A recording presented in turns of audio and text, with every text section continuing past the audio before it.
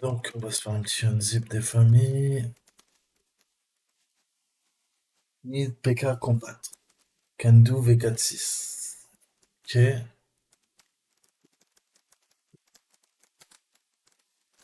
Ok. Donc là, visiblement, on a quoi? Bah, on a une archive qui a l'air chiffrée. En tout cas, qui a un mot de passe.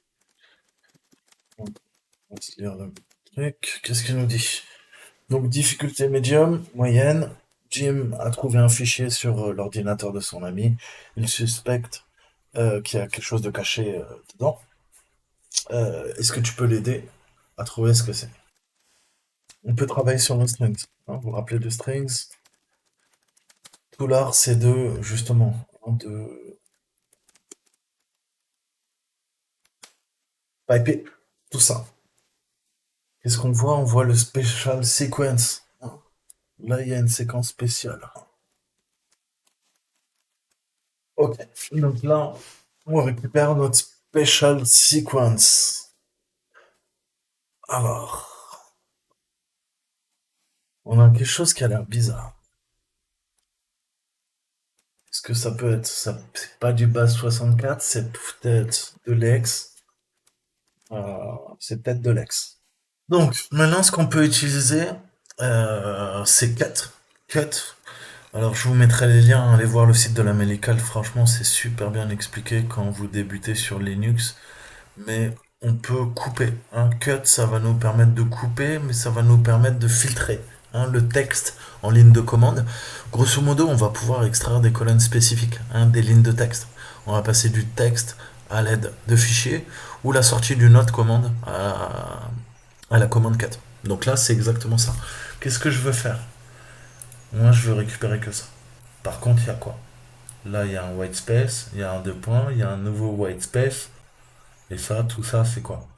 C'est une chaîne de caractères. En fait, hein. Si on découpe, j'ai 7 chaînes de caractères et j'ai une autre sous-chaîne. J'ai deux sous-chaînes, hein. Si je divise ici, j'ai cette première sous-chaîne, spécial espace sentence espace deux points espace, et j'ai cette autre sous-chaîne, et ces deux sous-chaînes forment cette chaîne de caractères.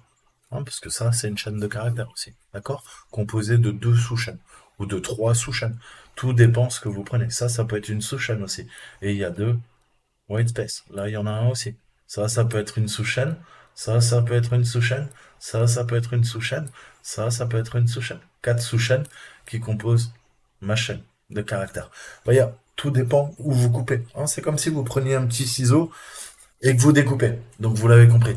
On va se prendre un petit exemple pour que vous compreniez bien, hein. Donc je vous laisserai aller voir le manuel, mais grosso modo, on peut avoir des délimiteurs, un espace, une tabulation, une virgule, euh, un point-virgule, un tout autre caractère.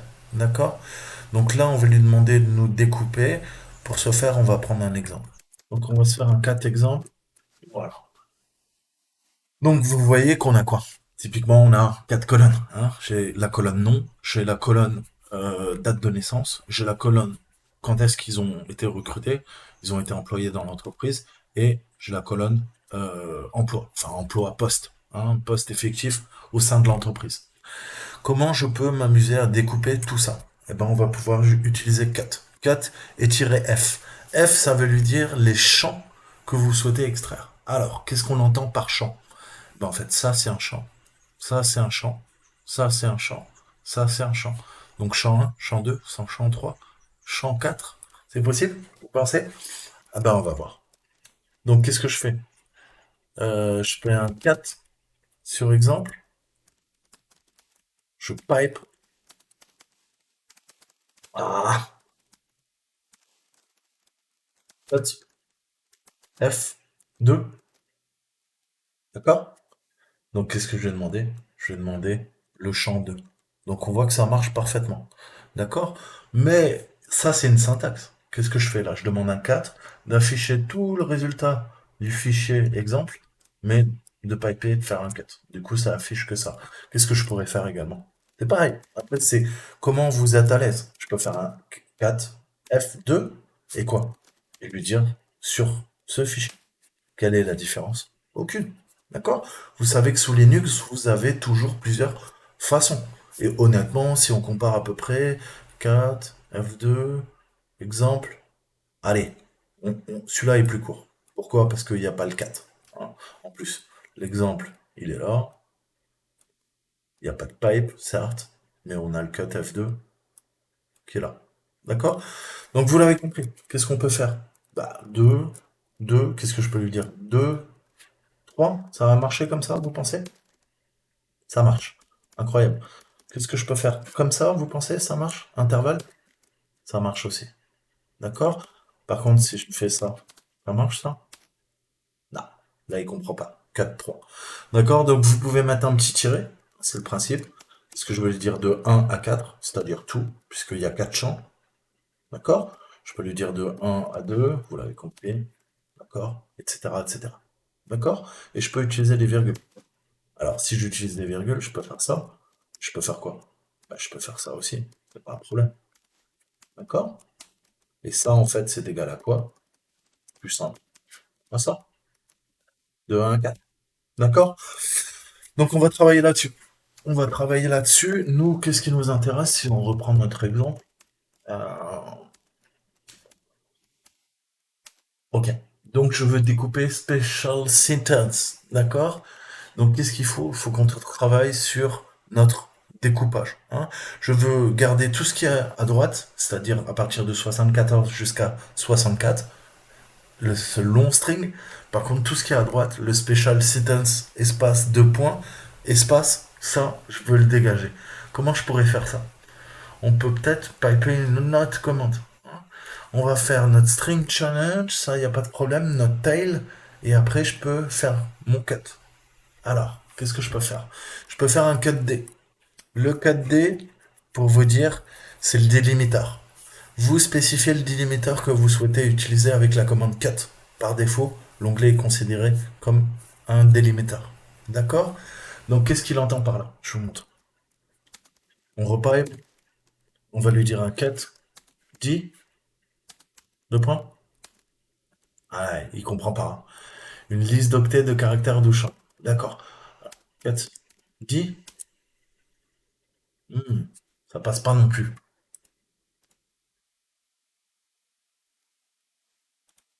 Ok, toujours pas. Merde. Si,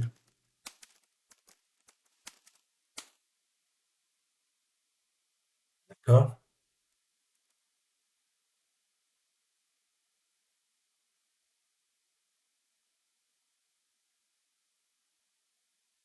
Donc, qu'est-ce qu'il faut que je lui spécifie? Il manque quelque chose, hein, vous voyez qu'il nous répète ça. Pourquoi? Parce qu'il manque un argument. Il manque un argument, qu'est-ce que je lui dis? Je lui dis, écoute, tu coupes à deux points. Mais je lui dis pas ce que je veux, moi. Moi, je veux quoi? Je veux F1 ou je veux F2? Je veux F2. Donc, cut dit F2, et là, ça passe. Donc, c'est quoi qui marchait pas avant? Eh ben, c'est que j'avais oublié le F2. Ça passe? Ça passe aussi. Incroyable. Ça passe? Ça passe aussi, incroyable. Ça passe? Ça passe aussi. Incroyable. Ça passe? Ça passe aussi. D'accord? Mais par convention, prenez l'habitude de mettre un simple ou un double. D'accord? Parce que des fois, vous avez des problèmes d'interprétation avec Bash. D'accord? Donc, on voit que c'est assez puissant. Par contre, je peux pas faire des trucs bizarres comme ça. Vous voyez que je peux faire des trucs bizarres comme quoi? Comme quoi? Comme DF, deux points, 2. Non, ça passe pas. Je peux faire un DF, deux points. Non, ça passe pas non plus. DF, 2. Non. DF, 2, 2 points. Là. D'accord? Donc vous ne pouvez pas combiner. Mais vous voyez que la syntaxe, là, ça commence à devenir intéressant. On a quelque chose, voilà, qui nous intéresse. Par contre, on voit qu'il y a un petit espace quand même qui me gêne, hein. C'est pas tout à fait parfait. Mais c'est déjà pas mal. D'accord? Donc, à partir de là, qu'est-ce que je peux faire?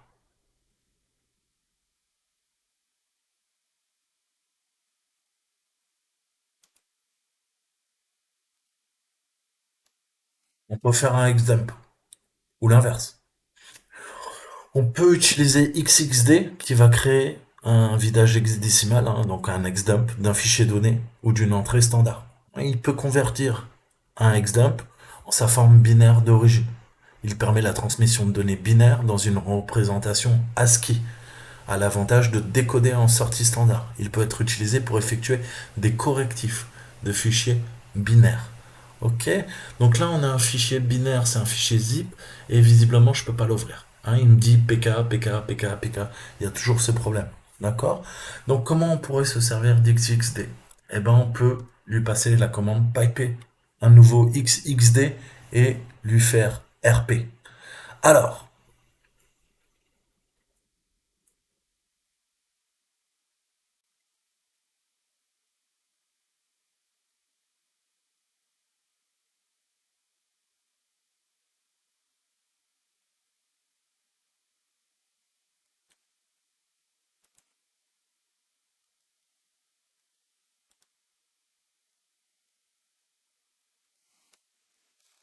donc XXD, si je résume, soit tu fais un xdump, soit tu fais l'opération inverse. Hein.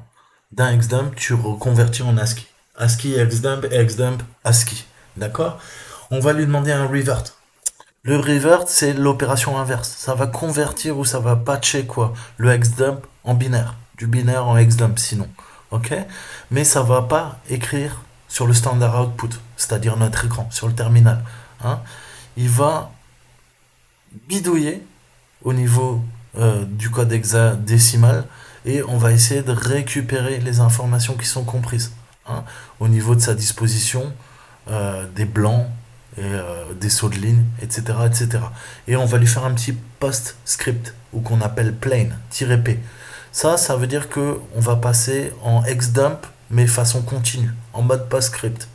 Qu'est-ce que ça veut dire? C'est plus connu sous le nom de plain xdump style. Donc en gros, tu vas utiliser le style de dump hexadécimal en texte clair. Plain text en anglais, c'est le texte clair. Donc on peut reprendre tout ça. Qu'est-ce qu'on peut faire? Piper et je lui fais XXD. Qu'est-ce que ça fait ça? Ah, c'est en train de convertir. D'accord. XXD en mode revert. Rien. Hein. Rien, parce que je vous ai dit quoi? Vous vous rappelez ce que je viens de vous dire? En mode revert, il y a quoi? Ça n'écrit pas sur le standard output. Donc, tu sais pas le résultat. Ton standard output, je te rappelle que c'est ton écran. C'est ton terminal, en fait. Hein, sous Linux. Donc, qu'est-ce qu'on peut faire? Eh ben, on va utiliser le plain text. This is the password. Incroyable. Donc là, vous voyez les transformations qu'on vient de faire. On vient d'extraire à partir du xdump des informations compréhensibles en texte clair qu'on a extrait de tout ça. Donc, ok,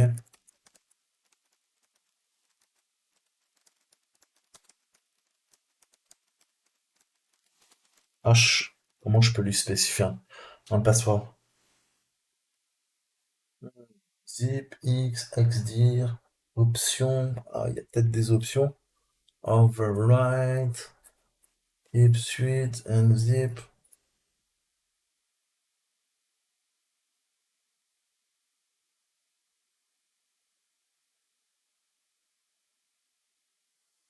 Là, je l'ai pas. C'est plutôt limité.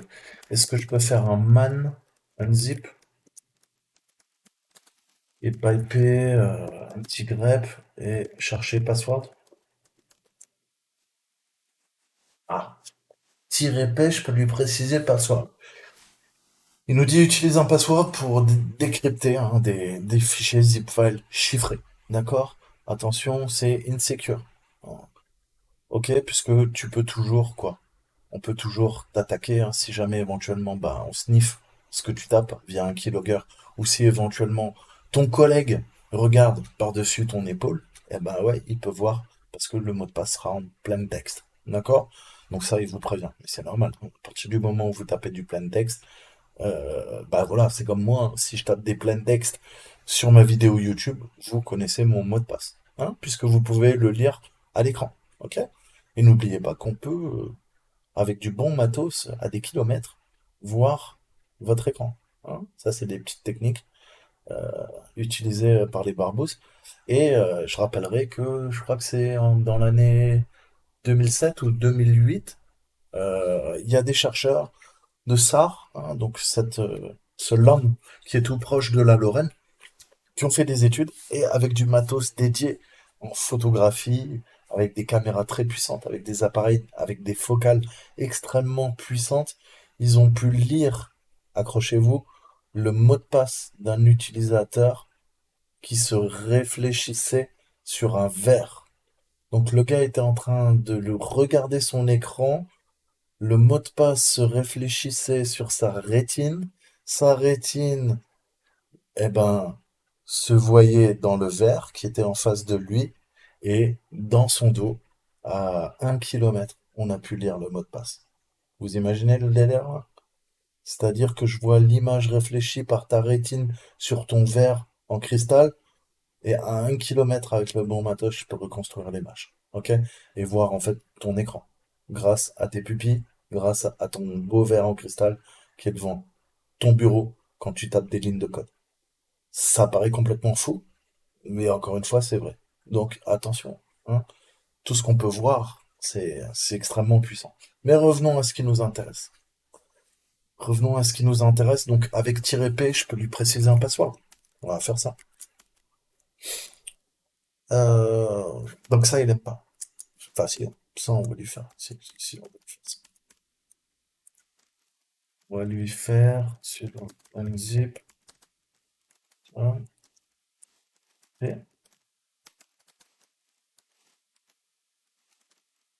notre match. Alors, est-ce qu'il faut intervertir, vous croyez?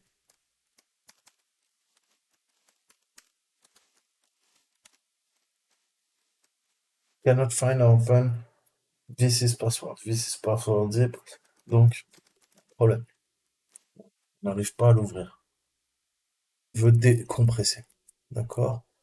Donc, qu'est-ce qu'on fait? Faites zip. Et je peux les mettre quoi? Non. Ah, il nous demande un password. Vous voyez que là, il nous manque un password. Avant, il nous le demandait pas. Donc, c'est bien quoi? Unzip qui avait visiblement un problème. Hein, si je rentre rien, ça crache. Mais au moins là, il nous demande le password.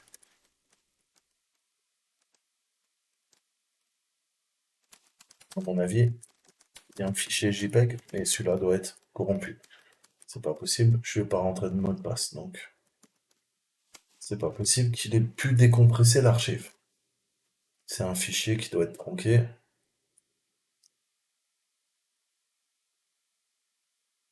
Voilà, il a des erreurs. Ce qui est logique. Hein, je n'ai pas fourni le bon mot de passe. Donc, reprenons notre mot de passe. Commencez par ça.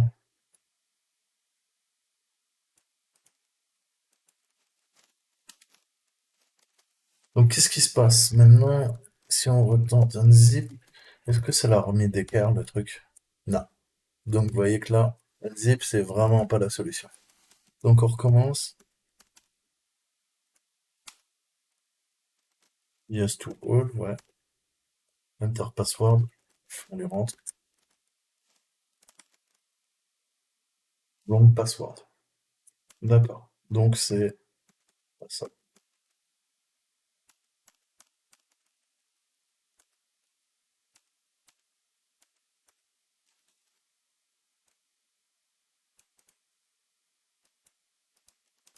Voyez, hein, c'est du. Vous connaissez les Die and Retry, hein, les jeux Die and Retry. On a Elder Rings, hein. Bah ça, le forensique, c'est un peu le Elder Rings sur Calico. C'est une sorte de jeu vidéo pour masochistes où tu commences, tu meurs, tu recommences, tu meurs. Die and Retry. Tu testes et tu retestes. Donc maintenant, j'espère que c'est le bon.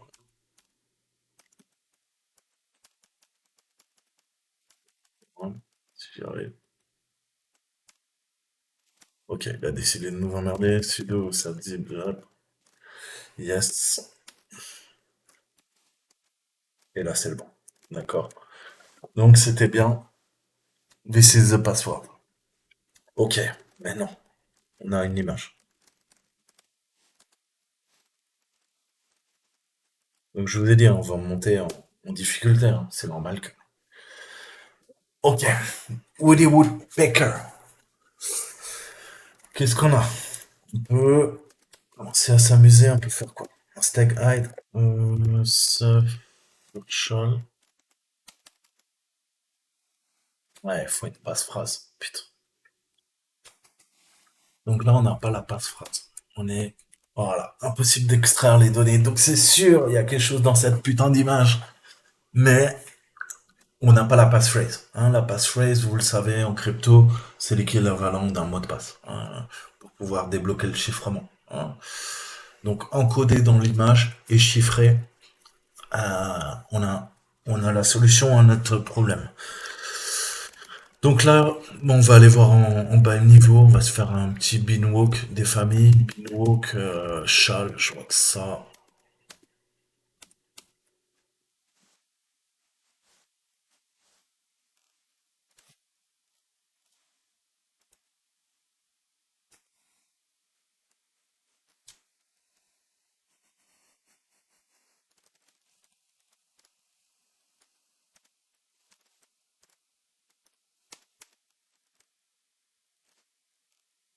Et là, ça passe. Donc, encore une fois, on voit en hexadécimal la structure en soi. On voit que on a une image JPEG et on voit bien avec Binwalk encapsulé, hein, ce principe d'encapsulation, je vous disais, on peut avoir plusieurs principes actifs d'un médicament et tout ça, c'est dans une gélule. Ok? Binwalk nous permet de regarder dans la gélule et on voit qu'on a, ouais, en effet, hein, de 0 au secteur 4000, 42 630 en hexadécimal, on a quoi? On a une image. Ensuite, on a une archive zip qui s'appelle flag.txt. D'accord? Et la fin de l'archive. Le footer. Hein, rappelez-vous, header en haut, footer en bas. Donc là, c'est la structure interne, hein, du fichier qu'on peut voir grâce à Beanwalk. Beanwalk, vous en servirez en rétro-ingénierie, vous allez vous en servir euh, en forensique, en Stegano, etc., etc. Très bon outil. Donc, au niveau de notre binaire, on a ça. Euh, Qu'est-ce qu'on peut faire maintenant? On sait qu'il y a quelque chose là-dedans. Tu vois. Donc il va falloir, on a quoi? On a trouvé le mot de passe, on a réussi à dézipper. On se retrouve avec un Woody Woodpecker. Hein.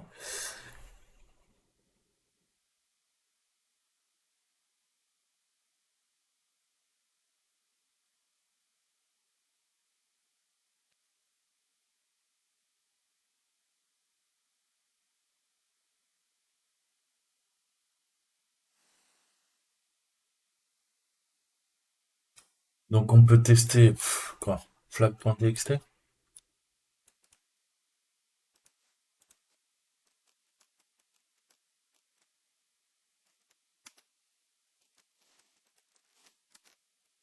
Impossible. On bloque.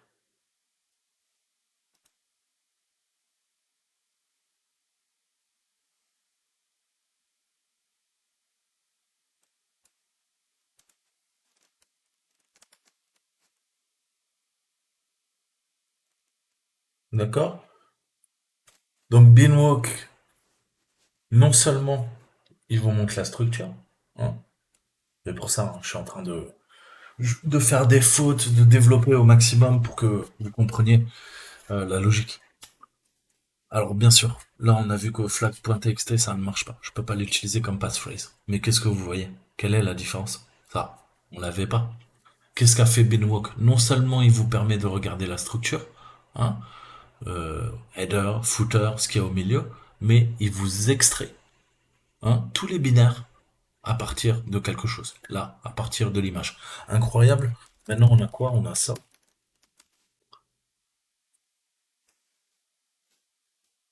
C'est incroyable. Donc plus sérieusement, qu'est-ce qu'on a? Ah, un flag.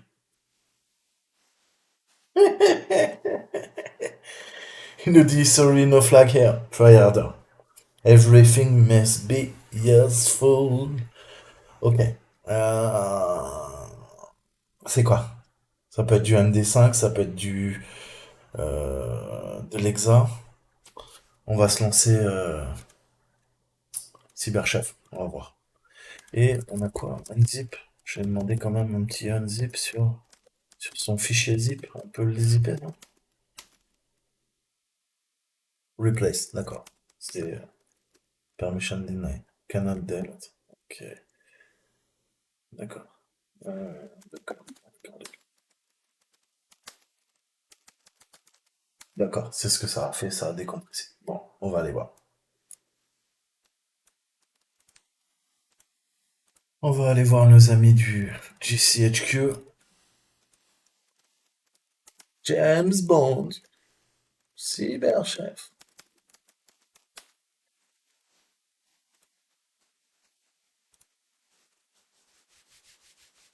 Donc, cyberchef, la petite popote des espions. Et des hackers. Surtout des hackers.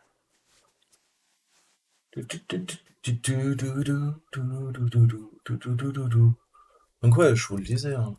C'est quoi? C'est quoi le CG? HQ? Ça serait pas la petite sœur de la NSA qui travaille pour quoi? Pour le MI6, quartier général des communications du gouvernement anglais. Quoi? Service gouvernemental du Royaume-Uni responsable du renseignement d'origine électromagnétique et de la sécurité des systèmes d'information. Oh, d'accord. Vous savez pourquoi on les appelle les yeux? On les appelle les Five Eyes. Vous avez la réponse. Les yeux.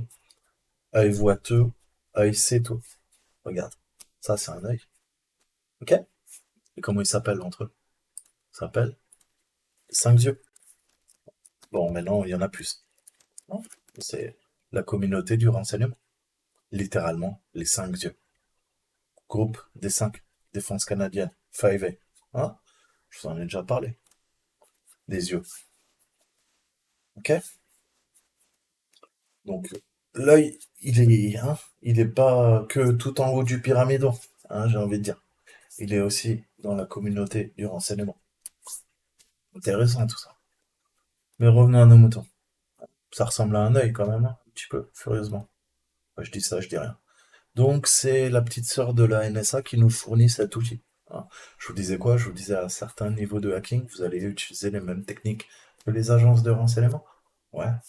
Vous allez utiliser les mêmes outils. Ouais, en partie. Hmm. Donc vous voyez, je vous mens pas.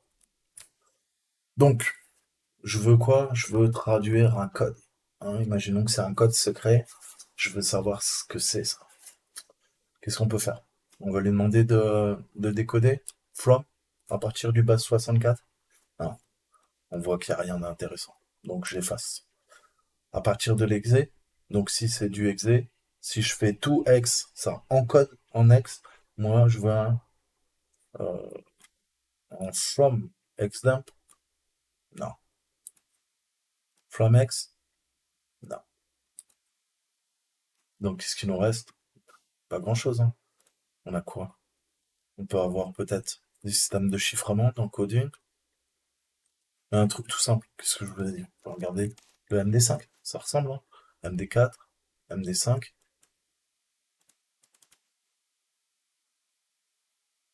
Hmm. Double encodage? Non, ça va pas marcher.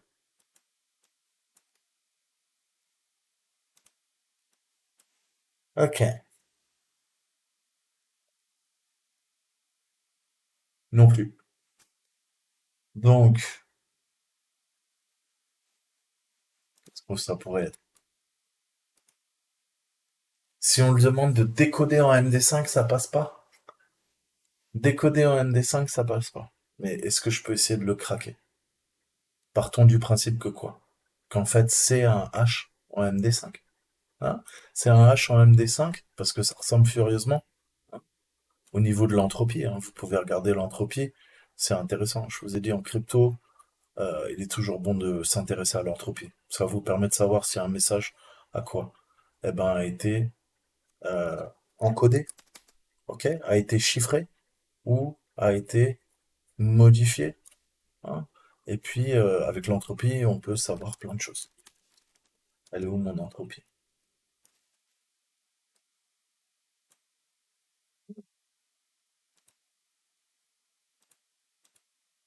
On va utiliser le Shannon Scale. Ok, vous comprenez bien. Ok. Donc, avec l'algo de Shannon, qu'est-ce qu'on voit? On voit que on est dans cette zone-là, hein. Donc, il y a de fortes chances que ça soit quoi? Eh ben, on s'en approche, hein. Ça, c'est peut-être langue anglaise, du texte en langue anglaise. Alors, c'est pas encrypted, c'est pas compressé. Ça veut dire que ça n'a pas été chiffré, ça n'a pas été compressé. Donc, qu'est-ce que ça pourrait être? Si on s'approche du plain text au niveau de l'entropie, hein, on est à 3,4. Qu'est-ce que ça nous dit? Bah écoute, de 0, hein, je vous le disais, à 3,5. Donc nous, on est là. Ça veut dire qu'il n'y a pas d'aléatoire, pas de randomness. Tous les octets de la donnée ont la même valeur, ou 8, en tant que maximum, et représentent une chaîne de caractères aléatoire. Ouais, c'est vrai. Mais qu'est-ce qui peut faire ça? Bah, ça peut être un hash. Ok?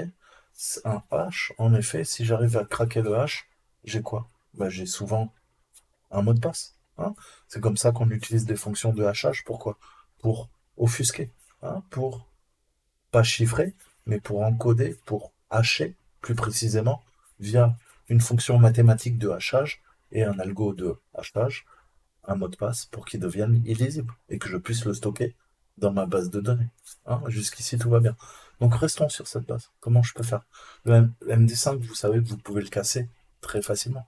Qu'est-ce qu'on peut faire? On peut utiliser CrackStation, hein. Eux, ils ont quoi? Ils ont des Rainbow Tables, hein, et grâce au Rainbow Table, on peut casser facilement, hein. Les tables Rainbow vous permettent de gagner beaucoup de temps. Le problème, c'est que ils vous le disent, hein. Ils ont à peu près 200 gigabytes de Rainbow Table pour casser du MD5, hein. Donc toi, tu peux le faire, d'accord? Mais ça veut dire qu'il va falloir des terrains de Rainbow Table, hein. Il faut les créer, les stocker. Et voilà, hein, ils ont quand même, eux, 1,5 milliard de Rainbow Table. Et vous voyez qu'ils supportent beaucoup de choses, hein. Tout ça, malgré qu'une fonction de hachage soit irréversible, mathématiquement parlant, on peut affaiblir le hash, hein, créer de la collision grâce au Rainbow Table, dériver le salt, salting bank, et trouver la solution.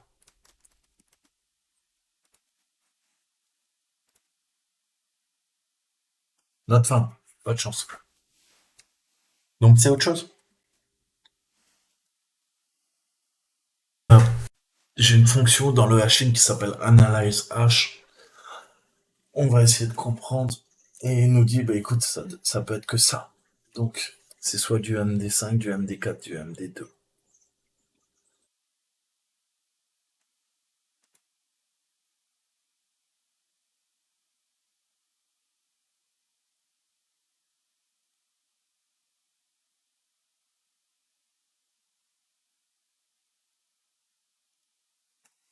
Et donc là, il vous explique le salt.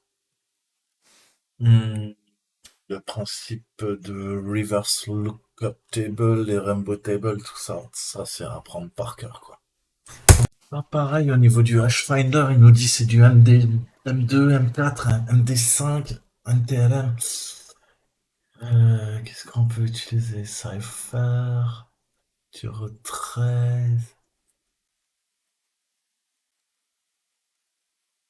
Euh,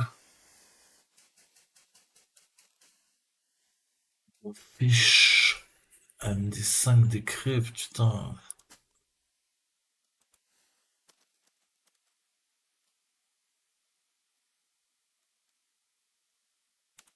Et on récupère le flag. Donc c'est bien ça. C'était du MD5, 29681B. Ça nous donne Le flag. Not that flag, but useful. Donc, c'est pas le flag final. Voir là. Si je le rentre et je lui demande tous les generate all hash, on voit qu'en MD5, c'est exactement ce qu'on avait. Donc, c'est bien ça. Donc là, bah, je vois plus qu'un truc. C'est quoi? Bah, c'est notre passphrase, tout simplement. Sudo, non, on va faire. Qu'est-ce qu'on a fait tout à l'heure? Stag hide, extract, passphrase. Non! Violenté, toi. Bon, je vais te le mettre comme ça, tu vas pas m'emmerder. Sudo.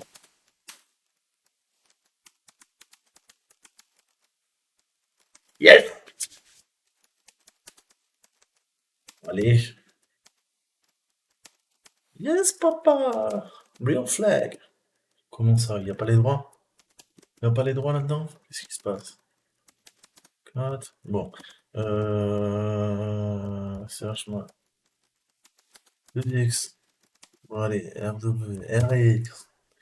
Sur Real Flag.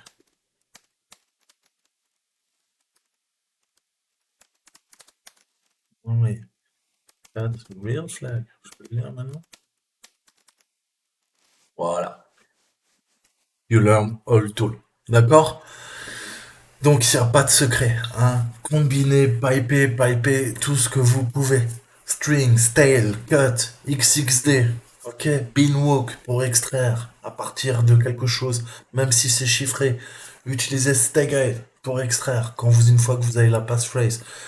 Les MD5, essayez de les casser, essayez de les déchiffrer, essayez de comprendre. Vous avez justement ce magnifique outil qui est CyberChef pour comprendre. Regardez l'entropie, regardez le principe, regardez comment on crée de la collision, comment on affaiblit hein, une fonction de hachage. Et on peut faire de la collision avec un MD5. C'est quoi une collision en crypto?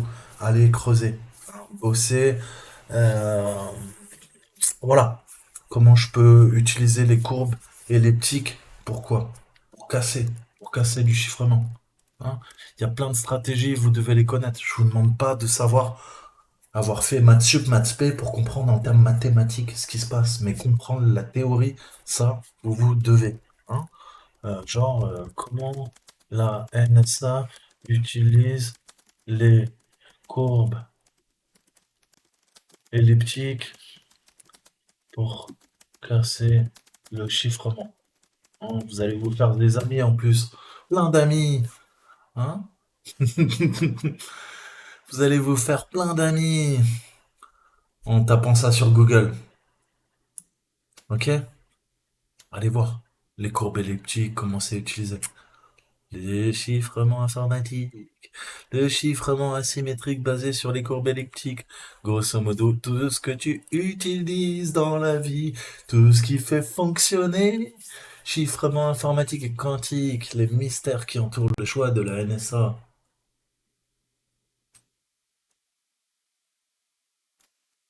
Intéressant? Voilà, je vous mettrai l'article. Nos amis de la NSA. Un écran de fumée. Mais non, bien sûr que non. Allez, je vous dis à très bientôt. Ciao, ciao.